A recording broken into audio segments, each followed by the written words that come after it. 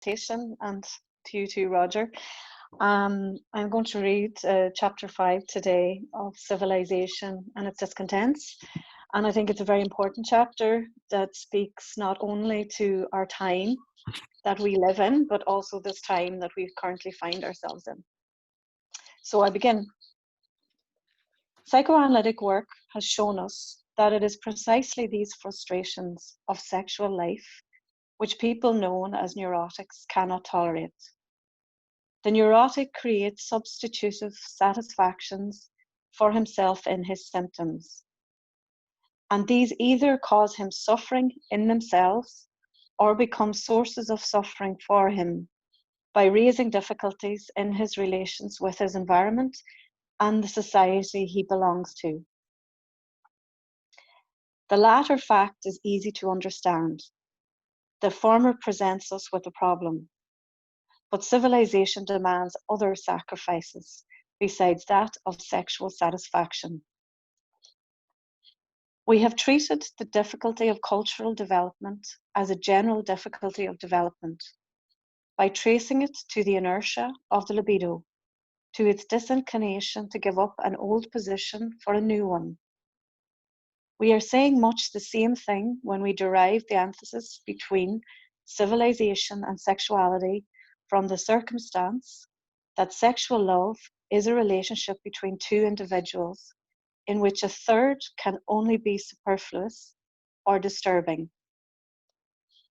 Whereas civilization depends on relationships between a considerable number of individuals. When a love relationship is at its height, there is no room left for any interest in the environment. A pair of lovers are sufficient to themselves and do not even need the child they have in common to make them happy.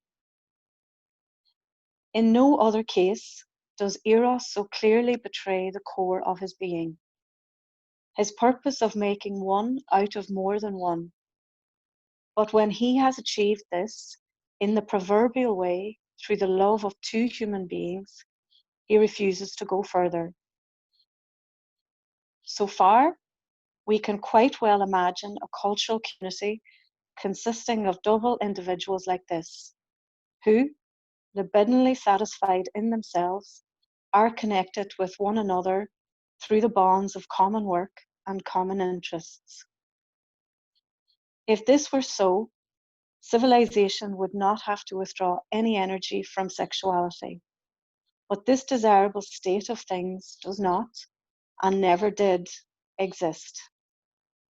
Reality shows us that civilization is not content with the ties we have so far allowed it. It aims at binding the members of the community together in a libidinal way as well and employs every means to that end.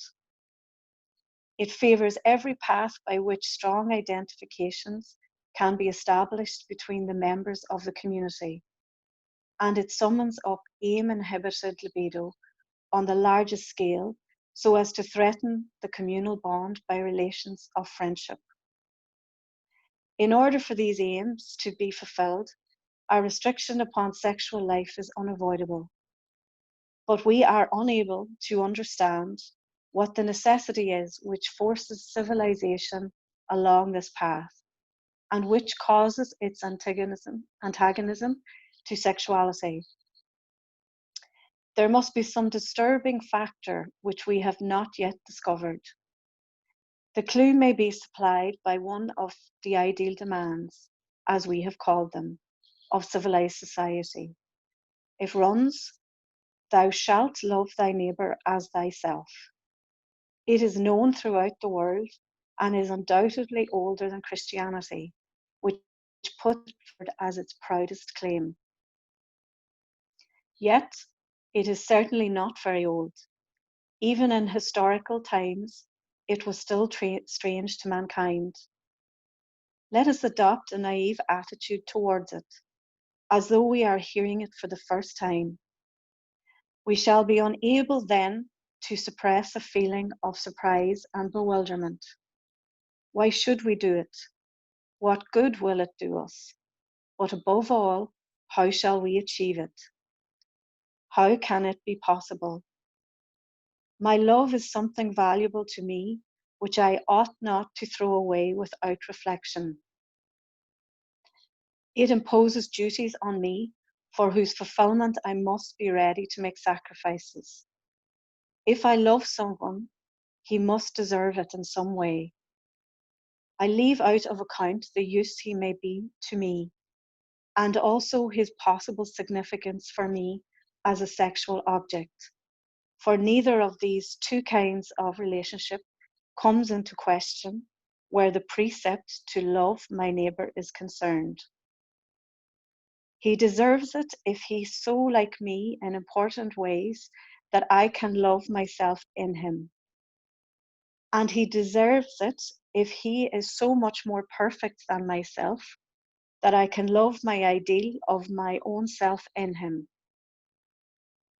Again, I have to love him if he is my friend's son, since the pain my friend would feel if any harm came to him would be my pain too. I should have to share it.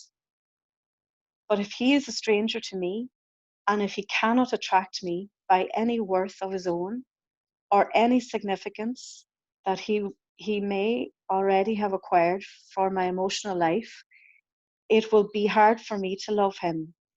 Indeed, I should be wrong to do so, for my love is valued by all my own people as a sign of my preferring them, and it is an injustice to them if I put a stranger on a par with them. But if I am to love him with this universal love, merely because he, too, is an inhabitant of this earth, like an insect, an earthworm, or a grass snake, then I fear that only a small modicum of my love will fall to his share, not by any possibility as much as my judgment of my reason. I am entitled to retain for myself what is the point of a precept enunciated with so much solemnity if its fulfillment cannot be recommended as reasonable. On closer inspection, I find still further difficulties. Not merely is this stranger in general unworthy of my love, I must honestly confess that he has more claim to my hostility and even my hatred. He seems not to have the least trace of love for me and shows me not the slightest consideration. If it will do him any good, he has no hesitation in injuring me, nor does he ask himself whether the amount of advantage he gains bears any proportion to the extent of the harm he does to me. Indeed, he need not even obtain any advantage. If he can satisfy any sort of desire by it, he thinks nothing of jeering at me, insulting me, slandering me, and showing his superior power. And the more secure he feels, and the more helpless I am, the more certainly I can expect him to behave like this to me. If he behaves differently, if he shows me consideration and forbearance as a stranger, I am ready to treat him in the same way, in any case, and quite apart from any precept. Indeed, if this grandiose commandment had run, love thy neighbour as thy neighbour loves thee, I should not take exception to it. And there is a second commandment, which seems to me even more incomprehensible and arouses still stronger opposition in me. It is, love thine enemies. If I think it over, however, I see that I am wrong in treating it as a greater imposition. At bottom, it is the same thing. I think I can now hear a dignified voice admonishing me. It is precisely because your neighbour is not worthy of love and is on the contrary your enemy that you should love him as yourself. I then understand that the case is one like that of credo quia absurdum, Now, it is very probable that my neighbour, when he is enjoined to love me as himself, will answer exactly as I have done, and will repel me for the same reasons. I hope he will not have the same objective grounds for doing so, but he will have the same idea as I have. Even so, the behaviour of human beings shows differences, which ethics, disregarding the fact that such differences are determined, classifies as good or bad. So long as these undeniable differences have not been removed, obedience to high ethical demands entails damage to the aims of civilization, for it puts a positive premium on being bad. One is irresistibly reminded of an incident in the French chamber when capital punishment was being debated. A member had been passionately supporting its abolition, and his speech was being received with tumultuous applause, when a voice from the hall called out, "Qui monsieur les assassins commence." The element of truth behind all this, which people are so ready to disavow, is that men are not gentle creatures who want to be loved, and who at most can defend themselves if they are attacked. They are, on the contrary, creatures among whose instinctual endowments is to be reckoned a powerful share of aggressiveness. As a result, their neighbour is for them not only a potential helper or sexual object, but also someone who tempts them to satisfy their aggressiveness on him, to exploit his capacity for work without compensation, to use him sexually without his consent, to seize his possessions, to humiliate him, to cause him pain, to torture and to kill him. Homo homini lupus. Who, in the face of all his experience of life and of history, will have the courage to dispute this assertion. As a rule, this cruel aggressiveness waits for some provocation, or puts itself at the service of some other purpose, whose goal might have been reached by milder measures. In circumstances that are favourable to it, when the mental counterforces which ordinarily inhibit it are out of action, it also manifests itself spontaneously and reveals man as a savage beast to whom consideration towards his own kind is something alien. Anyone who calls to mind the atrocities committed during the racial migrations, or the invasions of the Huns, or by the people known as Mongols under Genghis Khan and Tamerlane, or at the capture of Jerusalem by the pious Crusaders, or even, indeed, the horrors of the recent World War. Anyone who calls these things to mind will have to bow humbly before the truth of this view. The existence of this inclination to aggression, which we can detect in ourselves and justly assume to be present in others, is the factor which disturbs our relations with our neighbour and which forces civilization into such a high expenditure of energy. In consequence of this primary mutual hostility of human beings, civilized society is perpetually threatened with disintegration. The interest of work in common would not hold it together. Instinctual passions are stronger than reasonable interests. Civilization has to use its utmost efforts in order to set limits to man's aggressive instincts and to hold the manifestations of them in check by psychical reaction formations.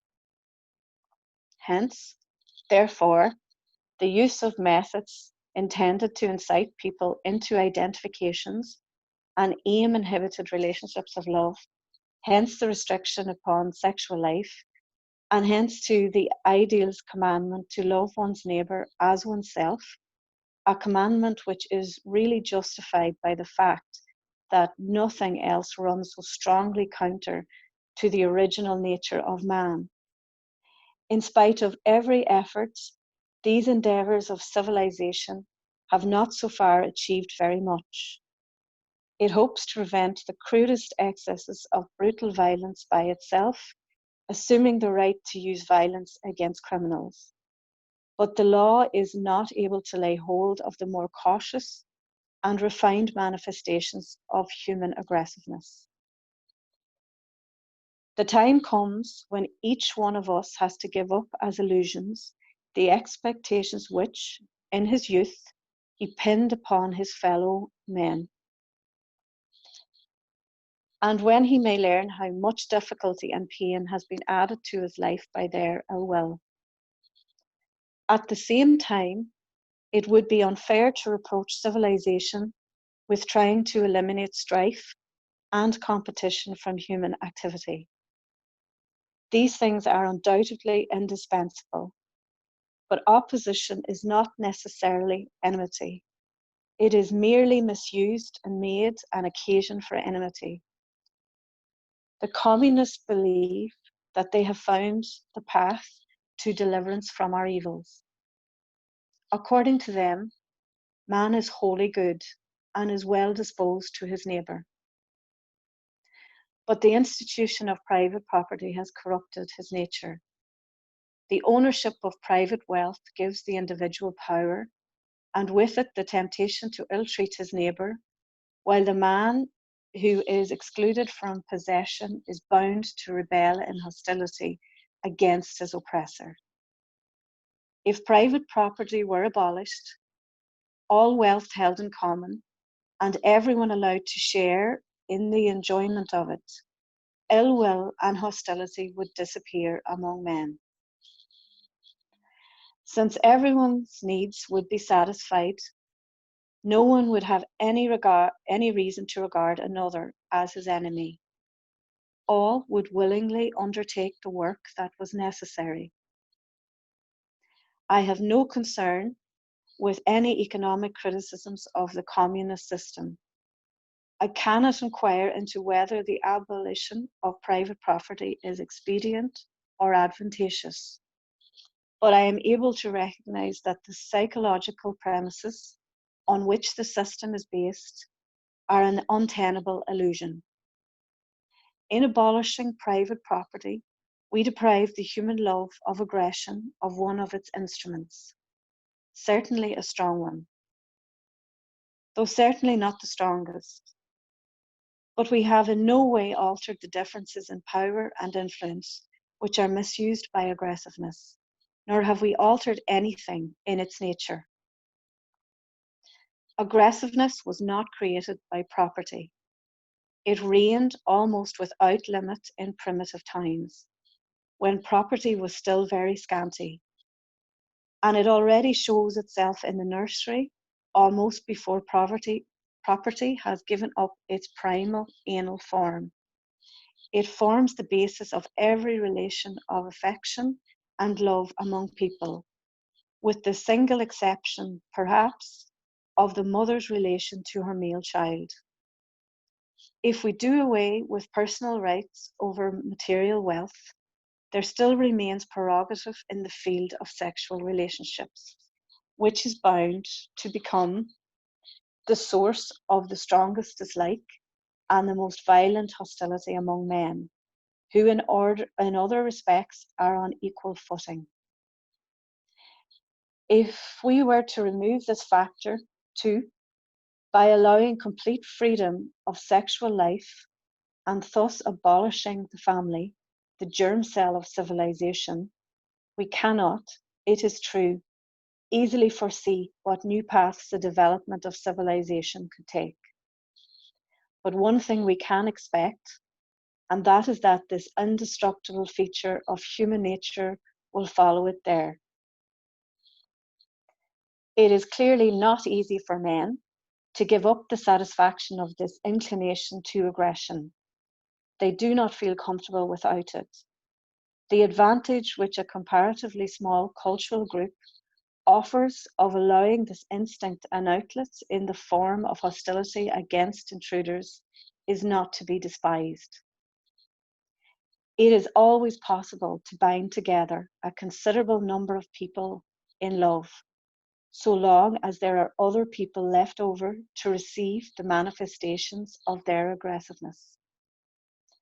I once discussed the phenomena that it is precisely communities with adjoining territories and related to each other ways as well, who are engaged in constant feuds and in ridiculing each other, like the Spaniards and Portuguese, for instance, the North Germans and South Germans, the English and Scotch, and so on.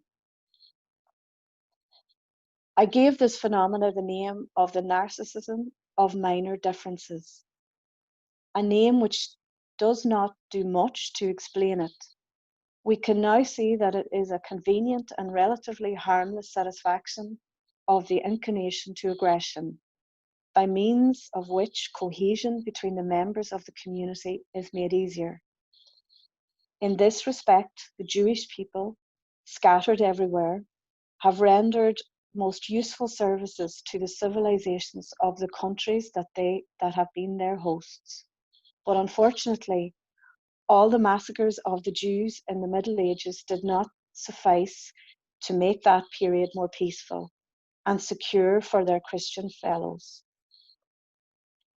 When once Apostle Paul had posited universal love between men as the foundation of his Christian community, extreme intolerance on the part of Christendom towards those who remained outside it became the inevitable consequence. To the Romans, who had not founded their communal life as a state upon love, religious intolerance was something foreign. Although with them religion was a concern of the state, and the state was permeated by religion. Neither was it an unaccountable chance that the dream of a Germanic world dominion called for anti-Semitism as its complement. And it is intelligible that the attempt to establish a new communist civilization in Russia should find its psychological support in the persecution of the bourgeois. One only wonders with concern what the Soviets will do after they have wiped out the bourgeois. If civilization imposes such great sacrifices, not only on man's sexuality, but on his aggressivity, we can understand better why it is hard for him to be happy in that civilization. In fact, primitive man was better off in knowing no restrictions of instinct. To counterbalance this, his prospects of enjoying this happiness for any length of time were very slender. Civilized man has exchanged a portion of his possibilities of happiness for a portion of security. We must not forget, however, that in the primal family, only the head of it enjoyed this instinctual freedom. The rest lived in slavish suppression. In that primal period of civilization, the contrast between a minority who enjoyed the advantages of civilization and a majority who were robbed of those advantages was, therefore, carried to extremes. As regards the primitive peoples who exist today, careful researches have shown that their instinctual life is by no means to be envied for its freedom. It is subject to restrictions of a different kind, but perhaps of greater severity than those attaching to modern civilized man. When we justly find fault with the present state of our civilization for so inadequately fulfilling our demands for a plan of life that shall make us happy, and for allowing the existence of so much suffering which could probably be avoided, when, with unsparing criticism, we try to uncover the roots of its imperfection, we are undoubtedly exercising a proper right and are not showing ourselves enemies of civilization. We may expect gradually to carry through such alterations in our civilization as will better satisfy our needs and will escape our criticisms. But perhaps we may also familiarize ourselves with the idea that there are difficulties attaching to the nature of civilization, which we will not yield to any attempt at reform.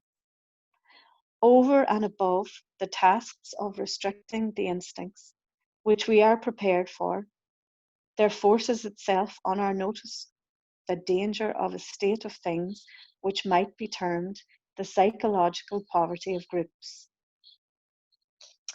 This danger is most threatening where the bonds of a society are chiefly constituted by the identification of its members with one another, while individuals of the leader type do not acquire the importance that should fall to them in the formation of a group. The present cultural state of America would give us a good opportunity for studying the damage to civilization which is thus to be feared. But I shall avoid the temptation of entering upon a critique of American civilization. I do not wish to give an impression of wanting myself to employ American methods.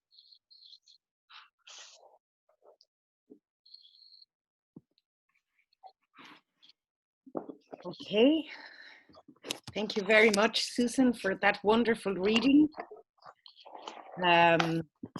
For me, it was really presented in a way with a pace that allowed me to follow each sentence with the weight it had. So thank you very much. Thank you. We are 140 gathered together at the moment, and we're all looking forward to listening to Roger Litten and his commentary of this chapter. Thank you, Florencia. And thank you once again to ICLO for this wonderful invitation to take part in this fine project and to work on this absolutely wonderful text of Freud's. I've got to say, the choice of the text at this particular moment, and also the choice of this format of a reading. It's, as Florencia just mentioned, the opportunity of hearing the text read aloud. It's not something we often have the opportunity of these days. And I'm finding that this relation between reading and hearing, which we would think, given the parameters of our clinical experience, should not be such a surprise. But I'm discovering that hearing the text read aloud restores all kinds of edges or contours. It adds an extra dimension to this text that otherwise we think we know so well, that we're so familiar with. That, yes, we respect it as a worthy part of the Freudian canon, which goes along with the temptation to regard it as somehow outdated or passé. I find it striking then that it's the events in the world around us that have served to bring this text back into view for us as something that speaks to us in the present, that might still have something to say to us in the present moment. This is a version of Tom Svolos' question last week. Let's say, not so much what is the use of Freud today, what use can we still make of Freud, but perhaps rather, in what way does Freud still speak to us today? If nothing else, it's easier to approach that question, to answer in what way does Freud still speak to us today when we hear the text spoken aloud. This question of the relation between reading and hearing, as I said, is not so much a question of cultural hearing, but history, but central question of our clinic, posed by Florencia right at the outset of our work. This articulation between reading and hearing and listening that would be at the heart of any notion of psychoanalytic interpretation in its clinical as well as in its political dimensions. So, in terms of the question of the relation between the present and the past, which was maybe particularly pressing in relation to our reading of last week's chapter, some of the comments highlighted by Tom about women in particular, or at least the place of women in civilization, reeking of bourgeois prejudices, of Freud's patriarchal attitude. Should we not then be embarrassed, ashamed even, to be advocating the reading of Freud under these conditions when modern cultural conventions have moved on and we are now so much more enlightened? This kind of question seems at least to impose on us the task of separating out, shall we say, the past from the present, what is still relevant and what is outmoded in the Freudian argument. What might still be of use to us today and what could safely be discarded as outmoded signs of the times in which Freud lived. I just wanted to mention this because we should perhaps be wary of falling into the trap of the neo-Freudians, as criticized by Lacan, of choosing the parts of Freud that they thought that they could make use of and discarding the rest, leaving them with a slightly truncated view of what was at stake in the Freudian project.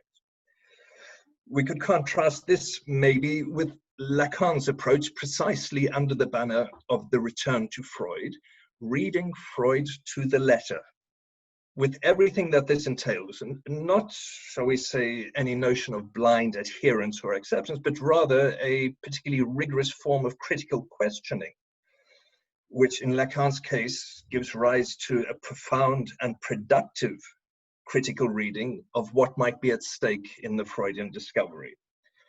Somewhere Lacan himself also speaks about the question of transference in relation to reading.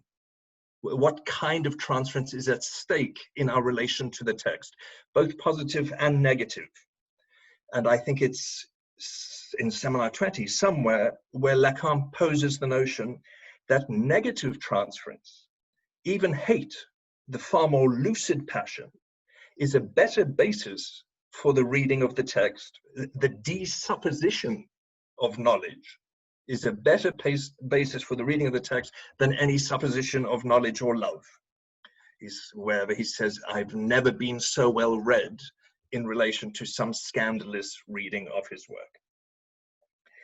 So that reference to Seminar 20, I'm not sure whether that phrase is actually, that little passage has been dropped from the published edition of Seminar 20. But it certainly takes us to the question of the articulation between love and hate at stake in this chapter of the text, which is not just a question of transference and the relation to transference, but in Seminar 20, we at least see Lacan proposing the notion of enamoration, the intertwining of love and hate in the transference as a critique of the Freudian notion of ambivalence, leading all the way to the enigmatic closing phrase, the last page of Seminar 20, where Lacan proposes true love gives way to hatred. So rather than using the distinction between past and present, we would maybe, in relation to some of the questions that we raised last week, try to align our reading with the distinction between myth and structure, which is maybe a better basis for a Lacanian reading. How to distinguish the mythical from the structural aspects of this text. What in this text is the Freudian myth, and what is structural to the field? This is where I'm still struck by Lacan's claim that the theory of the drives per se is a Freudian myth, because it's not quite clear what does that leave. Is castration the only point, the index of the real, that is not a myth? You will know that in Seminar 17, one of the chapters is precisely entitled From Myth to Structure, precisely in that middle section of Seminar 17 that entails the critique of all the Freudian baggage, Oedipus, totem and taboo, the love of the father, precisely as the obstacle to a true understanding of the logic of the end of analysis and the question of feminine jouissance. This is why I suggested that we take Seminar 17 as, let's say, the Lacanian counterpart to a reading of this Freudian text. On the one hand, I've got to say, by working the two texts in parallel, I've been really struck how immersed Lacan is in the dynamics of this particular Freudian text, Civilization and Its Discontents. This might, of course, be an optical illusion based on the contingencies of our current activities. But I am certainly finding that I understand Lacan a lot better as a result of having grappled with this text of Freud's. Appreciation of the degree to which Lacan's own approach is formed by the thematics running through this particular text, which, let's not forget, is not obviously or primarily a clinical text, but explores, shall we say, the cultural and political aspects that turn out to be inseparable from the stakes of the clinic. It might then be useful in general to question in what way or to what degree this particular text might serve as the central reference for understanding Lacan's trajectory. I certainly find that it provides a different way of grasping some of the central thematics of Seminar 7, of Seminar 17, and also Seminar 20, to some extent the absolute minimal skeleton of the trajectory of Lacan's work. Lacan's whole approach to the question of the good in Seminar 7 could almost be read as a proxy for the critique of civilization itself, the register of cultural goods, scientific, technological, artistic, religious goods, even the very reading of Antigone in her conflict with Creon, the laws of the city. And if nothing else, Seminar 20, with its elaboration of the question of feminine jouissance, would be perhaps the most profound riposte, critique and elaboration of what Freud has to say here in this particular text about the feminine superego and the position of women in civilization.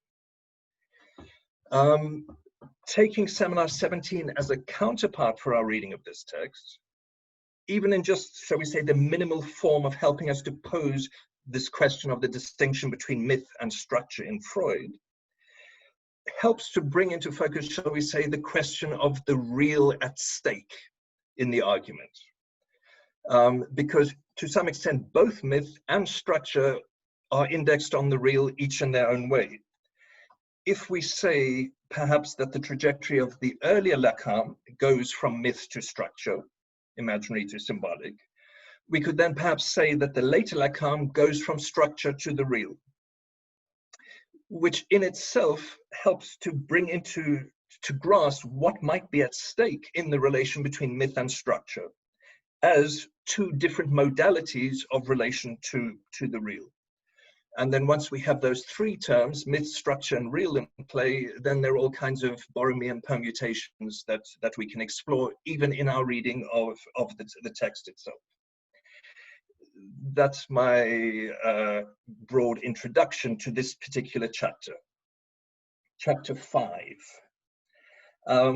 I've got to say, again, as a result of the contingency of my own position in the series, where I've had the opportunity to speak about the first chapter, and now again the fifth chapter, without too much repetition, I hope. One thing certainly is that these turn out to be, as we see from Strachey's introduction, these turn out to be the two freestanding chapters of Civilization and Its Discontents, both of which were published separately in the Psychoanalytic Journal of Freud's time, as well as included in the argument of the text, which in both instances raises the question of the relation between this particular text and the argument at stake in the whole work, the overall argument at stake in this work. And the question, in fact, well, what is that argument that's at stake in the developments that Freud and we, with Freud, are pursuing over the course of these 8 chapters? Certainly a detailed reading of each particular chapter helps us grapple, shall we say, with the complexity of some of the moving parts. And it's striking how dense the developments in each of these chapters are. But at the same time, there's also a tendency maybe to lose sight of the overall of the arc of the argument, whatever that might be. Where are we trying to get to? Where is Freud trying to get to with all of this? This, I find, is a question that becomes a little bit more pressing when we get to this particular chapter, to the midpoint of this text, where to some extent we negotiate the transition from the earlier chapters to the later part of the argument. Having tracked each chapter one by one, giving due respect to the complexity of the argument within each chapter, there's something of the effect of the wood and the trees. We don't always see where Freud is coming from, nor where he's trying to get with all of this. Part of what goes with the notion of reading to the letter. Cast your mind back, shall we say, to where we've come from over the course of these 5 weeks. From the question of the source of religion, the purpose and the meaning of life, the oceanic feeling, and then to the characterization of civilization. What is civilization? Do we yet grasp what is Freud's characterization of civilization? Then to the question of the possibilities of happiness, in the politics of happiness in civilization, and this notion of the renunciation of satisfaction. We also know, anyone with minimal familiarity with this text, we also know how it's going to end up, with the articulation in the last 2 chapters of the logic of the superego and this notion of the unconscious sense of guilt. The conclusion, shall we say, to the whole work, if there is one, might be located at the start of the final chapter, chapter 8. I hope you don't feel that I'm giving away the secret of how this one ends by sneaking a peek at the final chapter. But there on the first page, the second paragraph of the first page of this final chapter, you'll find Freud's reference to his intention to represent the sense of guilt as the most important problem in the development of civilization, and to show that the price we pay for our advance in civilization is a loss of happiness through a heightening of the sense of guilt. So we see a broad arc, shall we say, that goes from the source of the religious feeling in the first chapter to the logic of the superego and the postulation of an unconscious sense of guilt in the final chapter, turning, as you know, on this hypothesis of the murder of the father. If that is the broad framework, shall we say, the broad outline of the trajectory of Freud's argument, how then are we to situate the argument at stake in this particular chapter, which sits precisely on the apex, on the threshold of that arc, going from the opening exploration to the conclusions? And most of all, it helps us to get into view, to pose the question of the trajectory that leads us from the love of the father in the first chapter to a consideration of the love of the neighbor in this chapter. That if that love of the father is in fact, in Freud's view, predicated on the murder of the father, then it's easier to understand why he's a bit more wary of this notion of the love of the neighbor. This has been part of my own way, shall we say, of approaching this chapter and trying to grapple with situating some of the key questions at stake in it. I've also actually found, in finding my way to this chapter, that it's been more useful to read the 3 central chapters together, chapters 4, 5, and 6, where it's easier to see the central argument being played out here. You see, I'm proposing some kind of centrifugal reading, allowing us to home in on the central chapter, we know that in the last two chapters, there's going to be the development of the superego and the sense of guilt. We also know that in the opening chapters, they've turned on the question of happiness and satisfaction, in effect, to some degree, mirroring the same questions from two completely different perspectives. This gives us a kind of bookending, shall we say, of these three middle chapters. And then it becomes easier to see the elaboration of the argument and to locate the key passages at the center of this chapter. The critique of Freud's own critique of the commandment to love thy neighbor as thyself, and then the extraction of the thematic of aggression that he follows out from this critique of the love of the neighbor. In my first grappling with this chapter, I found, for instance, that the stakes of the argument in this chapter 5 are in fact perhaps most clearly, most simply formulated at the end of the following chapter, in the closing paragraphs of chapter 6, which also to some extent sets up the argument for the rest of the book. On the last page of chapter 6, you will find the following formulation. In all that follows, I adopt the standpoint that the inclination to aggression is an original, self-subsisting, instinctual disposition in man, and I return to my view that it constitutes the greatest impediment to civilization. Once we've located that proposition, it's then easier to see the line that leads us to that formulation at the opening of the final chapter, where Freud returns to his intention to represent the sense of guilt as the most important problem in the development of civilization, and to show that the price we pay for our advance in civilization is a loss of happiness through a heightening of the sense of guilt. You see, we need the logic of the superego, the contradictions and the paradoxes of the superego, which is then introduced to negotiate the path to that conclusion. From the postulation of the inclination of aggression as the greatest obstacle to the project of civilization, to the sense of guilt as the price that we pay for participation in that project. You may remember that this question of the price that we pay was already posed in the second chapter of this work, highlighted very precisely by Neus Carbonell in her elaborating of the economic terms of Freud's argument, his economic approach to these questions of happiness and satisfaction, effectively an economy of jouissance, where the price and the product to some extent become indistinguishable. We could say that's the nucleus of the paradoxical economy of jouissance, which will underlie, shall we say, the paradoxical logic of the superego. Now, obviously, we're not going to go into all of that right now. That's for the chapters to come.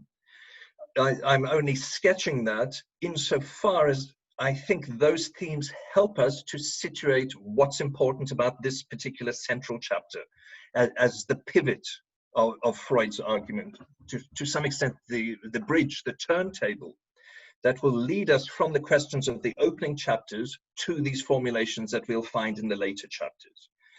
An argument, shall we say, which doesn't in the least proceed in a straight line, rather which undergoes some form of modulation, some kind of amoebal warping.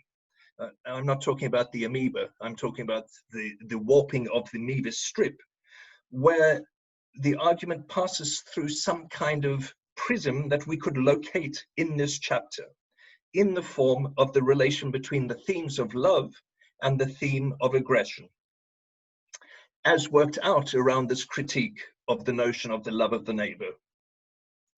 Once we home in on the nature of that articulation between love and aggression, then I find all kinds of interesting questions open up around it. I'm just hoping today, in the brief time that's available, to indicate, shall we say, some of the directions in which we could try to follow out some of these questions, which lead us, in the end, to some of the most pressing contemporary political questions, most obviously in relation to the place of the death drive in the contemporary modalities of civilization, and in particular to the role of hate in the contemporary social bond. These questions elaborated above all by Eric Laurent in texts running through the last 5 years, Racism 2.0, all the way to his contribution to the European Forum on Love and Hate in Europe. So to try to get back to the reading of this particular chapter, I've tried to indicate why I think it's useful to take up the reading of these 3 central chapters together.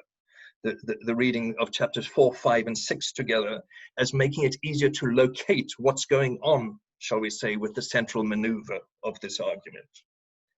Effectively, until now, Freud has been exploring the sources of unhappiness in civilization with reference to the relation to sexuality and sexual satisfaction, situating the various operators of renunciation, prohibition, and repression as the source of both the economic motor, shall we say, of the work of civilization, and the source of individual suffering under those conditions, precisely the price we pay for membership of the club, as Neus so nicely put it.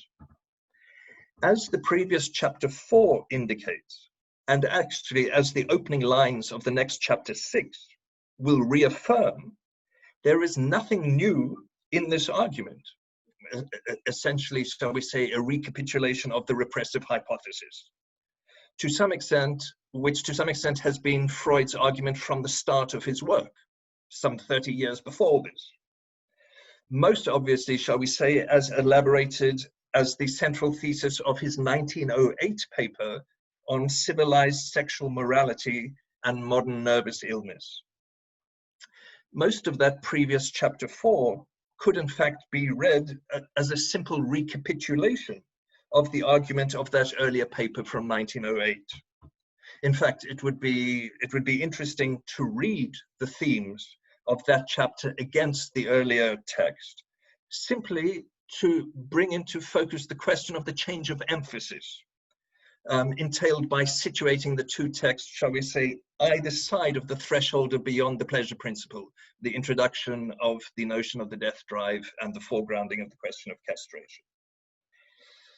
Perhaps to some extent, it's the temptation in Freud to recapitulate that earlier thesis that accounts for the fact that the most interesting developments in the previous chapter 4 were relegated, as you remember, to the footnotes, which in itself raises the more marginal question of the relation in the conventions of reading, shall we say, between the main text and the footnotes. You'll recall that the choice of the reading protocol in the first instance was there's no need to read the footnotes as a distraction, which turns out to be very difficult to maintain when we arrive at the footnotes of that chapter 4, because it turns out it's actually the footnotes that contain the most interesting and provocative developments of the whole chapter. You could say, if you have another look, that chapter 4, in effect, is framed by 2 long footnotes, in themselves almost as long, again, as the chapter itself. That initial long footnote, which turns out, apart from the sniffing business, the visual and the olfactory stimulating, turns out to involve a mythical account of the origin of shame, to some extent Freud's own version of the story of Adam and Eve. I think Freud even refers to this notion of the apple tree in the next footnote. So given knowing where Seminar 17 arrives in the last chapter with Lacan's own reading of the source of the effect of shame, we could be a little bit more interested in that footnote where Freud himself gives his own mythical account of the origin of shame as accompanying the shift to civilization. Then also the long closing footnote, elaborated around this notion of organic repression. At the risk of spending too much time going over old ground, I just wanted to highlight why this notion of organic repression is so important in the context of this current text. Until now, Freud has been exploring the obstacles to sexual satisfaction in terms of the, shall we say, the external effects of civilization, education, injunctions, prohibitions, related to questions of love, castration, and identification in psychic structure. Let's say a dynamic between external and internal sources of limitation. But here, at the end of chapter 4, with this notion of organic repression, there is in Freud, perhaps for the first time, the intimation that there is an obstacle intrinsic to the function of sexuality itself, as Freud himself says in that footnote. Oh, I think it's the last sentence of the previous chapter. It is not only the pressure of civilization, but something in the nature of the sexual function itself, which denies us full satisfaction and urges us along other paths. Now, that single sentence effectively entails the inversion of Freud's entire argument until now, not just in the text, but in his whole work. Because it turns out that rather than it being the requirements of civilization that demand the sacrifice of sexual satisfaction, it may in fact be the intrinsic impossibility of satisfaction, an impossibility intrinsic to the sexual function itself, that launches us on the path to civilization. This inversion of perspective, you will see, clearly has profound consequences, not just for our conception, shall we say, of castration, of the operation of castration as the articulator of these questions, but the role and function of all the operators of renunciation. And effectively, shall we say, for our most basic conception of that pivotal articulation between signifier and jouissance, which for a long time in Freud's work and also in Lacan's work is operated under the sign of negativity, the negativity that castration embodies, signifier as the death of the thing. All of these, again, I'm highlighting, turn out to be key references for many of the developments that we see being played out in seminar, at the heart of Seminar 17, effectively opening up the reworking of the problematic of the later Lacan, marking the shift, shall we say, from the notion of castration as indexed on the phallus to a notion of castration as indexed on the notion of the sexual non-rapport itself.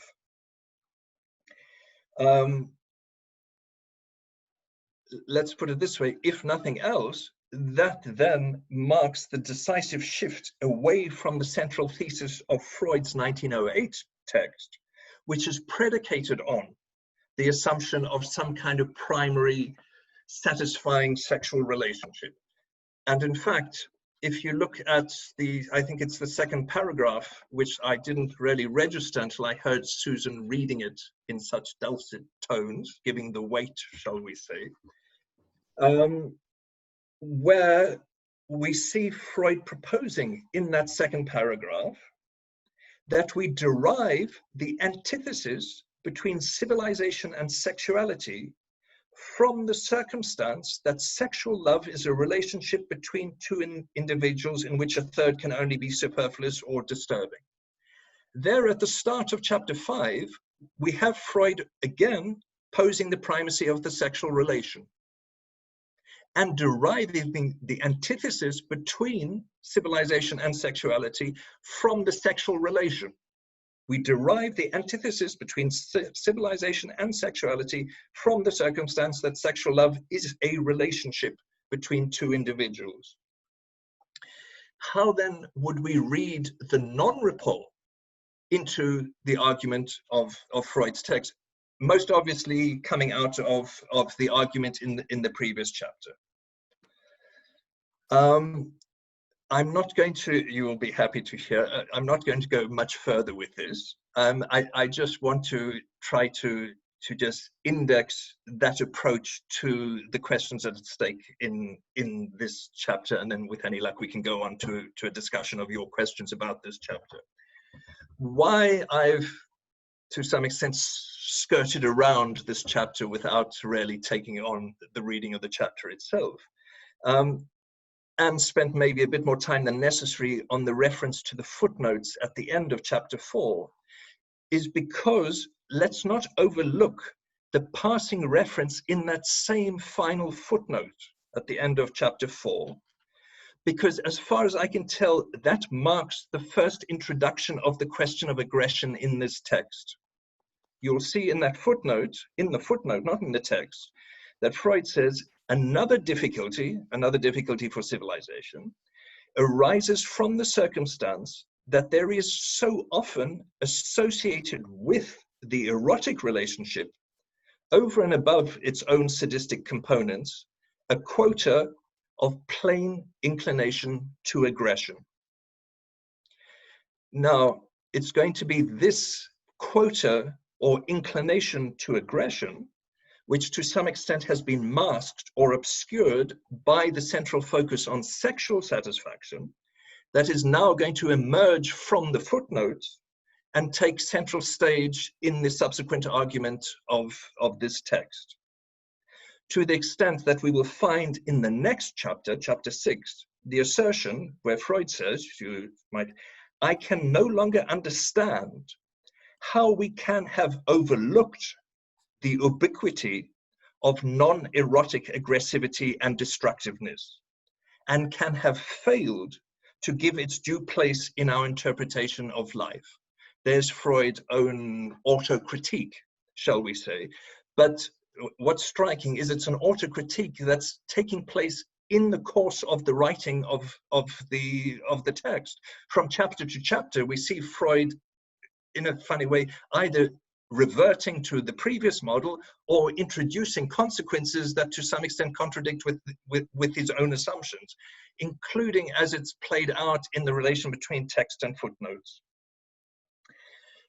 It's therefore, this is why this text, shall we say, is so fascinating and so important, and repays any time or effort we put into dissecting it, is that the question now becomes that of the articulation between love and aggression. In their role, shall we say, as proxies for the far more comprehensive struggle between Eros and Thanatos for the destiny of human civilization. I must apologize for, as I say, for circling around that chapter rather than launching into a more detailed reading of it. There are, of course, other things that I could say about the argument of the chapter itself, especially about the relation between Freud's critique of that commandment to love thy neighbor and his elaboration of the notion of aggression. But I think there's more than it's time to leave space for some other voices and some other questions. Thank you for your patience. Thank you very much, Roger. I think it's a very unique way how you have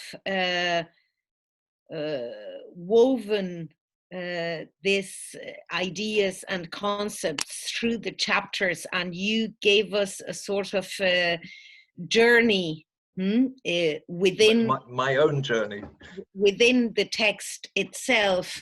Not only bringing some threads from the previous meetings, which I found really helpful, but anticipating possible ways to navigate the following chapters. I think that is necessary, and I really appreciated the way you emphasize something that Jacques-Alain Miller has been quite vocal about when he proposed of the teaching of Lacan that it has to be taken as a block, and that there is a responsibility not to pick and choose, but rather to make the effort, each of us, to try to follow what is the point of real that introduces a turn, a cul-de-sac, a modification, a revision, both in Freud's and Lacan's work. So I think that's very useful reminder for us, because in a way it's a parallel to the position that one takes up when listening to someone, and when introducing, let's say, the logic of the textual, the reading, rather than falling into any referential logic. However, we are, with this chapter and with the context of this seminar, very much drawn into the referential, because we can't get away from the point of real that has launched us into this. So I think that's already, a paradox that we find ourselves in. Mm-hmm. So I'm going to try and see if we can open the microphone for some of the participants who already have posed some questions. You can raise your hand, please, as well, so your mic will be open. Thank you to Linda Clarke for keeping track of the questions. We have Gustavo, Joanne, Alasdair, and Marina so far. So if we give Gustavo in a very civilized way is raising his hand, so we'll open his mic and listen to his intervention. Hello. Are you listening to me? Yeah. Hello, good morning. Thank you, Susan, and thank you so much to Roger the Weaver. It's very fine doing that. Yes, really. By the way, you know that there is a history about reading. This is very interesting because at the beginning, reading was a practice made in a loud voice, even by people who were by themselves. It was necessary to wait for many centuries and to attend the emergency of the notion of privacy to begin a new kind of reading, the reading in silence.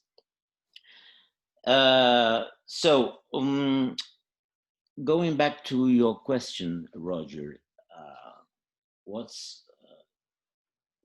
why this text is still useful for us and in which sense it is.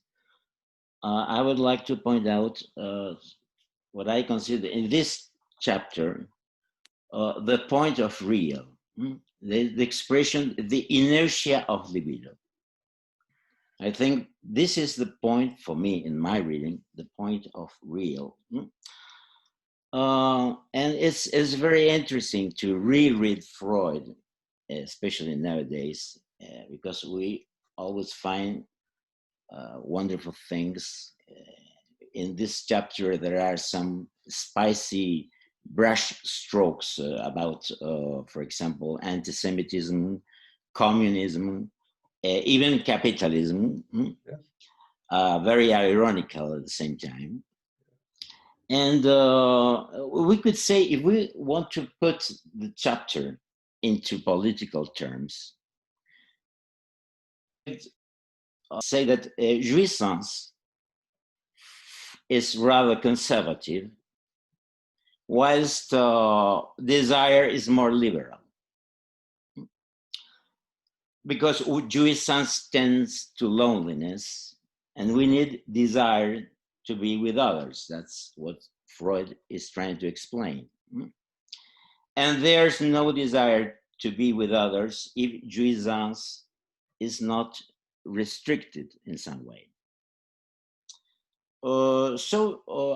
If we try to extract the skeleton, the logical skeleton, we could say that this famous commandment, you shall love yourself, your neighbor as yourself,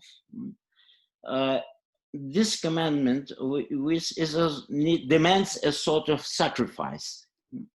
We have to yield part of the satisfaction we get from ourselves and transfer it to the other. In other terms, how can the transit from the autoerotic jouissance to the object libido can be achieved? Since at the level of the autoerotic jouissance, as Thomas reminded us last Saturday, the subject is happy, so it will resist to the loss. So we need castration to make desire out of jouissance.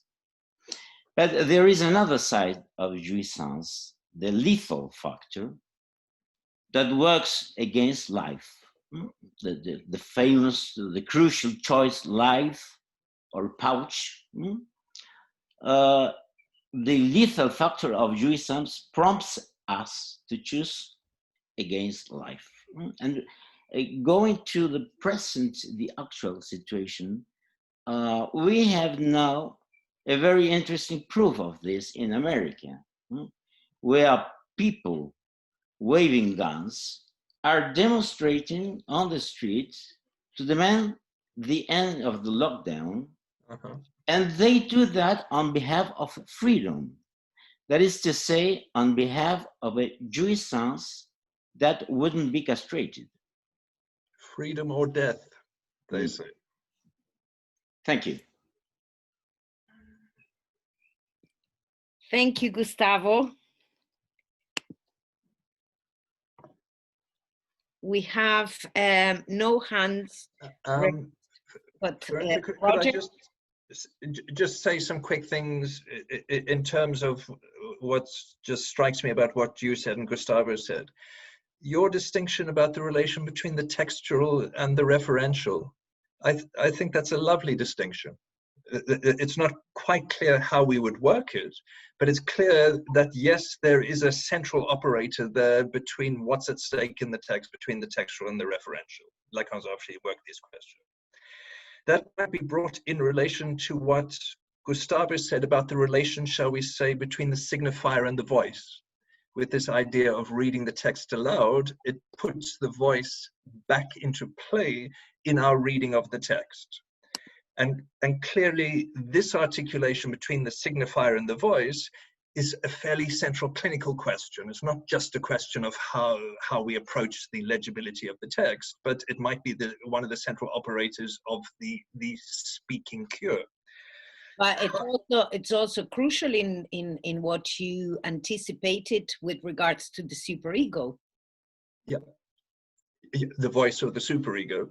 And also what Gustavo said about the articulation between desire and jouissance, which may well sit in the same kind of register, including what Gustavo said about the requirement of castration to convert jouissance into desire. The one question would be, is that one of the central operations of civilization? Is the conversion of jouissance into desire under the notion of castration and renunciation? And therefore, what are the consequences for a culture that no longer operates by prohibition, nor even by reference to castration? There is a question actually, Roger, that could be inserted here by Martin, who asks, do you believe it's possible to combine love and jouissance, an act that simultaneously combine love and jouissance? I'll take an answer from someone else on that question, except that is that not actually fairly close to the core question, shall we say, about the feasibility of civilization, the moderation of jouissance by love?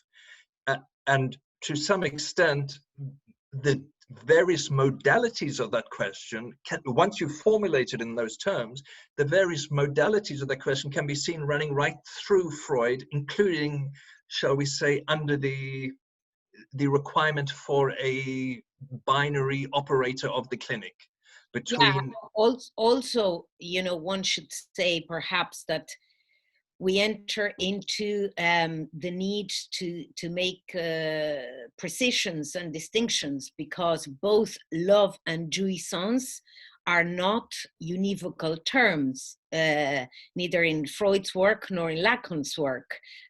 Love as a passion of being, the love of love thy neighbor, is not the same as love, as you pointed out, Roger, you know, the logic of the love for the father, or even in Lacan's work, the transformations to try to situate love in the registers of the imaginary, the symbolic, and the real. We are speaking about different things.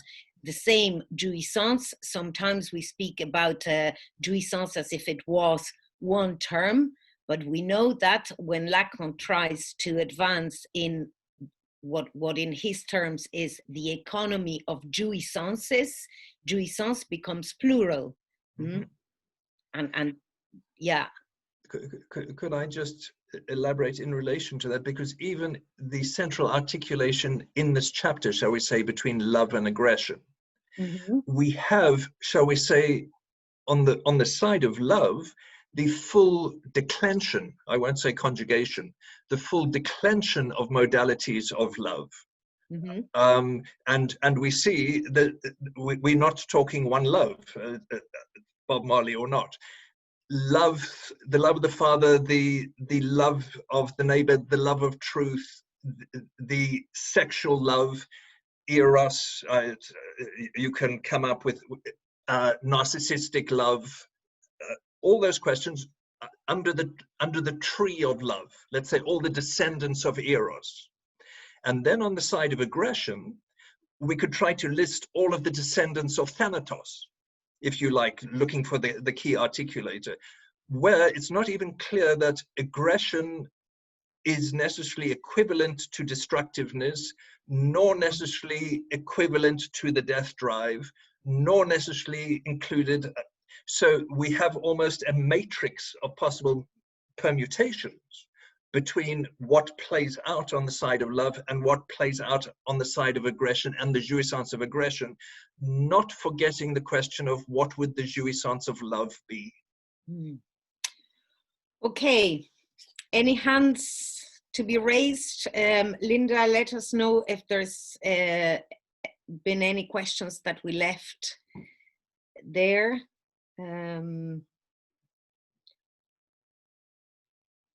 There have been some comments about the notion of enamoration, and the notion of agalma has been introduced. Linda tells me that Marina has a question. Do you want to open the mic there?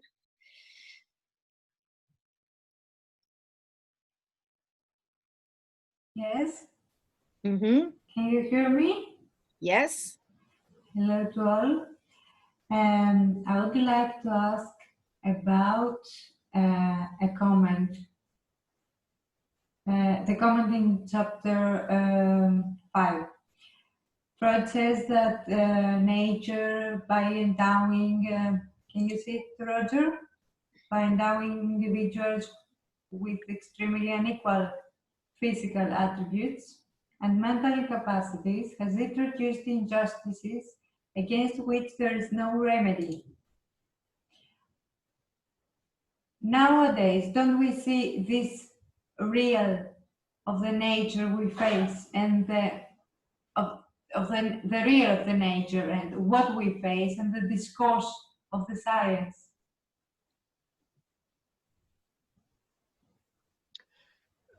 Thank you for your question, Marina. Obviously, there are a number of different ways to go about that.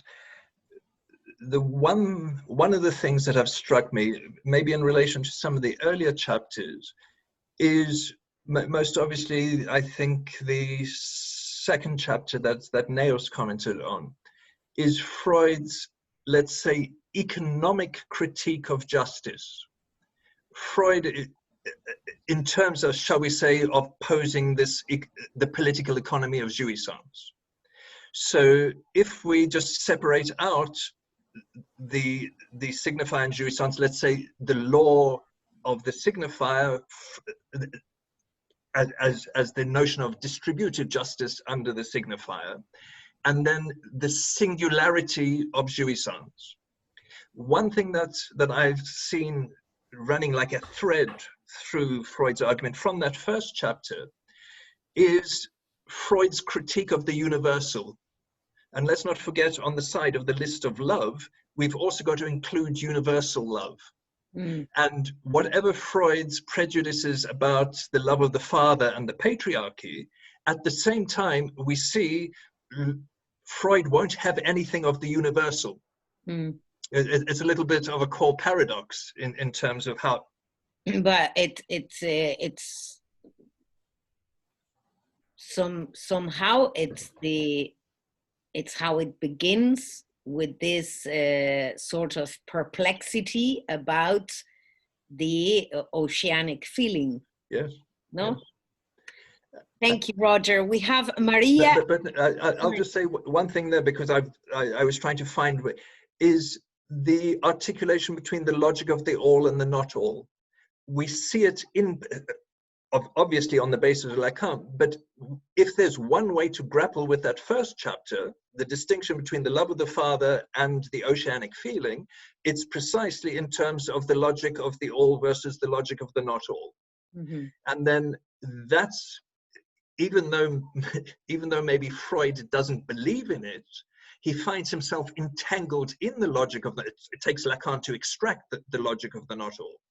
But we see that Freud is always a critique of the universalization of, and maybe that's going back to Marina's question about, let's say, the real of difference. Freud is aware of the real of difference, and that's why he can't accept the universal of religion as a universal solution for all. He can only accept symptomatic solutions for each one. Very good. Maria Esipchuk is raising her hand. Yes, thank you. Hello, Maria. Hello.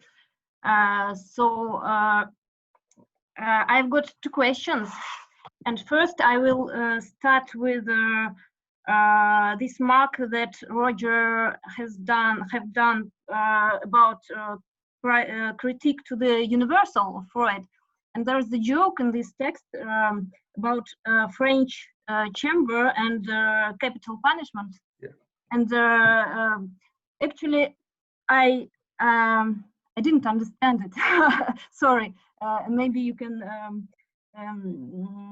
make me laugh, because I understand the sense that it's something no one can make you laugh, Maria.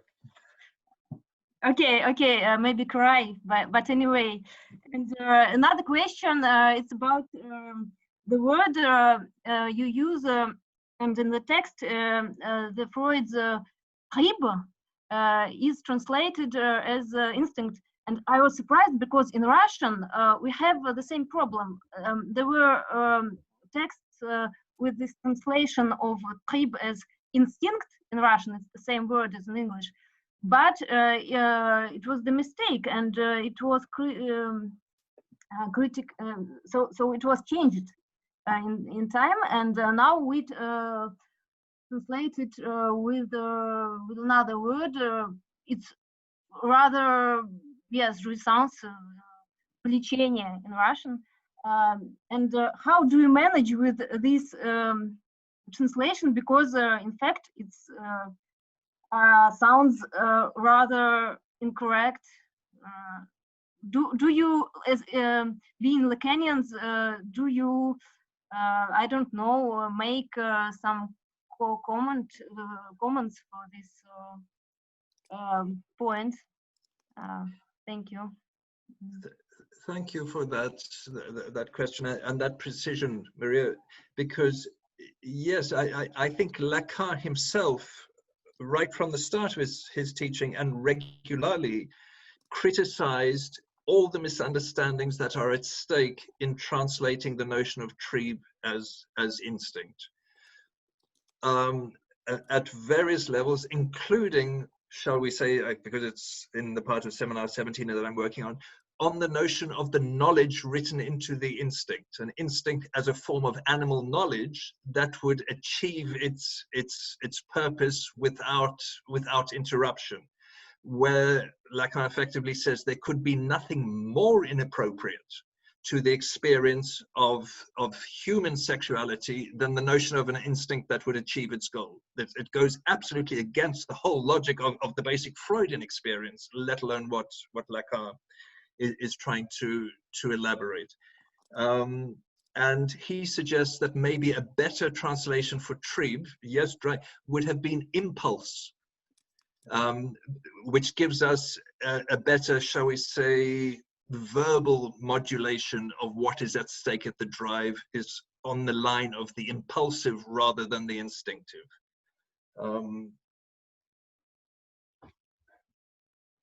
Okay. There's another question by Francesca. Can you comment on the logic of the all and the not all in relation to the ethical responses to the virus? Me? Francesca, would you like to maybe to tell us a little bit more how you construct the question? What are your ideas about it?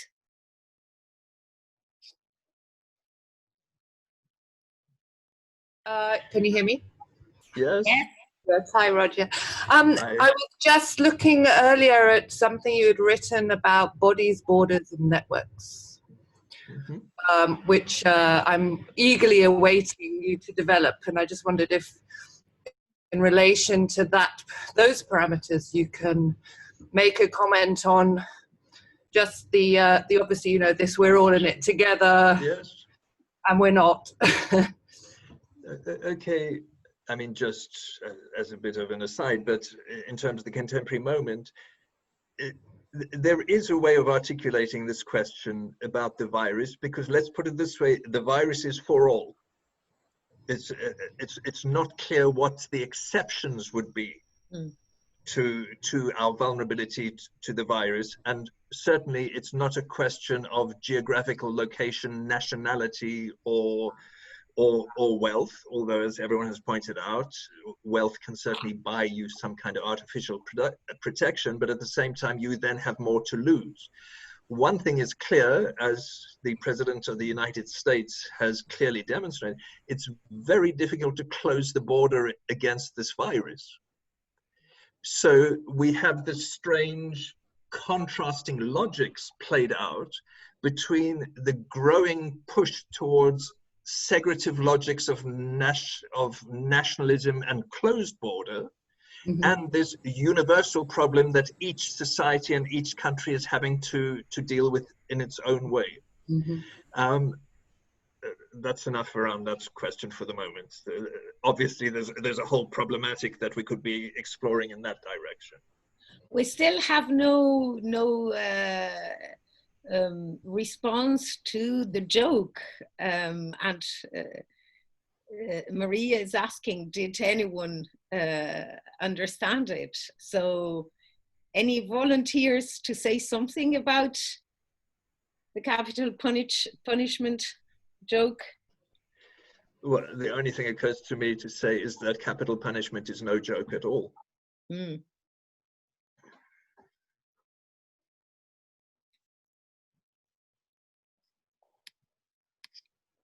Okay. I'm not seeing any more questions at the moment or raised hands. Joanne says we can get rid of capital punishment once there are no murderers. That's part of it. If we have no pressing questions, that's the joke. there are a couple of other things that that I wanted to say, not so much about the text, but to suggest to you that a way of sharing, let's say, some of my delight in the reading of Freud around this is, I would urge you passionately to go, each one of you, to go and look at this text from 1915 called Thoughts for the Times on War and Death. Because it turns out, despite the fact that Janet Heanue and the Laboratory for Lacanian Psychoanalysis arranged a live reading of this text last year at the Freud Museum in London, which for various reasons I was unable to attend, it turned out I was not as familiar with this text as I thought. And yet again, here's an instance of how reading one Freudian text doesn't just bring Lacan to light, but it brings other parts of Freud suddenly into three-dimensional focus as never before. Now, it turns out that Thoughts for the Time on War and Death is an absolutely contemporary text. It's divided into two parts. One, the disillusionment of war, where Freud effectively speaks about the disillusion of culture, of the disillusion of civilization in the face of the real of war.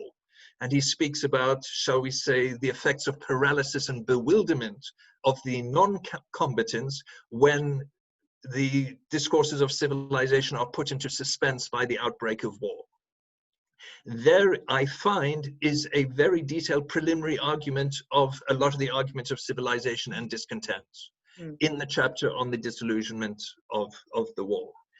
It's the second chapter, and also there he works on this question of the cultural potential of each subject, precisely in terms of the capacity to moderate jouissance with love. He calls that the cultural factor, is the transformation of hostility by love. So it's already there, the various operators of this transformation. That's in the first chapter. In the second chapter, Thoughts for the Times, Our Attitude to Death, turns out to be the converse reading of Love Thy Neighbor. So when we see Lacan's own analysis of what's at stake and locating the object A, the unsayable jouissance at the heart of me, it's much easier to see how Lacan gets to his own reading of Love of the Neighbor via his reading of Freud's analysis of the death of the stranger. Because in this chapter, Freud speaks about, shall we say, the division in our relation to death. And he says, where in the unconscious we don't believe in death. We see how Lacan has also read that chapter. So he says, we believe in the death of our enemy. We have no problem with that. And we rejoice. Our lust for killing is sated in the death of our enemy. And we have no problem processing that either emotionally or epistemologically.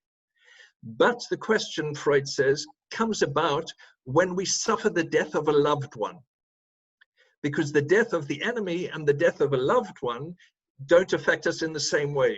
And he pursues in primitive culture the different ways of reconciling that contradiction. Because all of this obviously comes into view in this current chapter where Freud effectively talks about the point at which love thy neighbor and love thy enemy coincide. At bottom, they are the same thing. Love thy neighbor, and he goes through three modulations. Love thy neighbor as thyself versus love thy neighbor as thy neighbor loves thee, and love thine enemies. And then he says, but at bottom, it's the same thing. The question is, where is it the same thing? And that would, if you wanted to pursue that question, would then take us to another reading of the uncanny, which sits on exactly that same dynamic between self and other. The overly strange, the vreemd, the foreign, and the overly intimate. But there's precisely a question there from Martin. reminding that it was said last week that it's not self-evident that the psychoanalytic subject is a split subject. Does this in any way change the view on the chapter we read today? And I think it's a little bit what you're pointing at, Roger. Well, it's a fine question, because as I mentioned, Freud's own view changes in the course of the chapter. So if Freud's changing his views while he's writing the damn thing, I think we're entitled to change our views while we're reading the thing.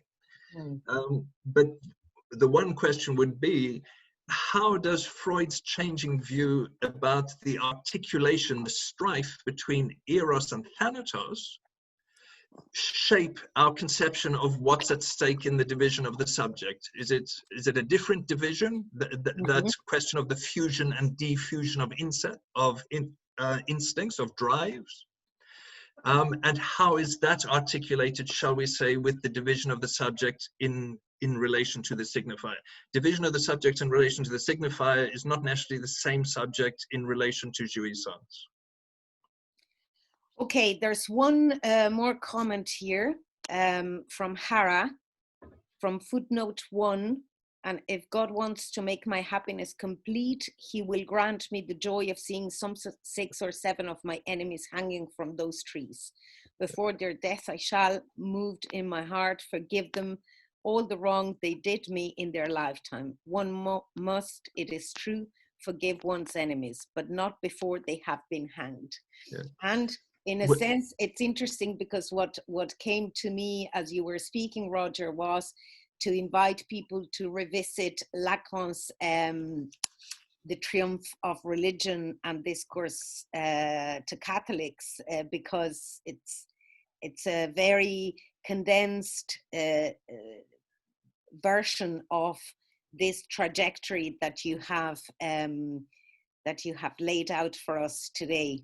Yes, it also occurs to me that quote raised by Hara about one must forgive one's enemies but not before they have been hanged would be one response to Maria Espuchuk's question about let the assassins commence, because to some extent they two approaches to the same question, which might be the question of reciprocity versus dissymmetrical approaches to these questions. Okay, I think this has been a very productive morning. Unless there's any pressing questions or raising hands, perhaps we can conclude for today. I would like to thank again Susan for your great reading, and Roger for this voyage, during which you've actually been offered a nomination, Roger the Weaver, and I find I accept it with pleasure and honor. So we will continue our knitting and knotting of this fabric that we find ourselves in next week, and we look forward to seeing you all again. Thank you very much, and have a nice weekend.